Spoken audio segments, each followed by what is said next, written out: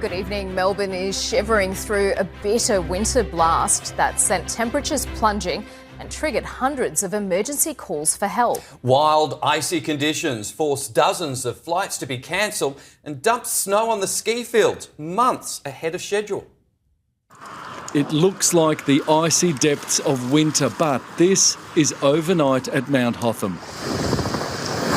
10 weeks ahead of the snow season, temperatures dipped into the negatives and delivered the first snowfalls of the year. It started snowing at about 9 p.m. last night. Probably had about 5 to 10 centimetres, and as you can see, it's still dumping down right now. The strong cold front from the Southern Ocean left a cover of white at Falls Creek and Mount Buller too. Last year, the first snow at our alpine resorts was 2 months later. It's given us temperatures 8 to, in some cases, 14 or 15 degrees below average for this time of year. In Melbourne, our coldest March day in 7 years brought bitter, biting winds. Gusts up to 100 kilometres per hour snapped trees.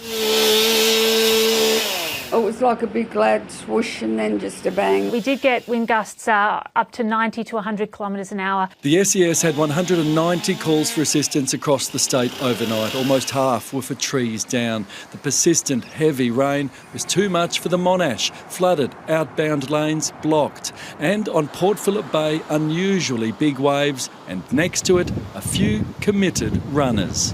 Are you brave or are you crazy? I'm Irish, that's normal. For much of the afternoon in Melbourne, the feels-like temperature was just 12 degrees. A harsh introduction for this Canadian tourist who arrived aboard the Norwegian Spirit. I didn't expect the windiness or the cold, my bad, but it's beautiful. And Paul Dowsley is at Middle Park Beach tonight. Paul, the cold snap won't last long. It is, though, Karina, a perfect example of Melbourne's seesaw weather. On Sunday, it was 30 degrees. We had then those beautiful warm days. Today, this shock to the system. And then next week, we get to defrost again. We're back into the mid to high 20s. And if you're not a fan of this cold weather, there is some good news from the Bureau of Meteorology. They say their long-range forecast shows an above-average chance of warm temperatures in April and May. Karina? Okay, that's some good news, but get inside and get warm, Paul. It looks freezing out there.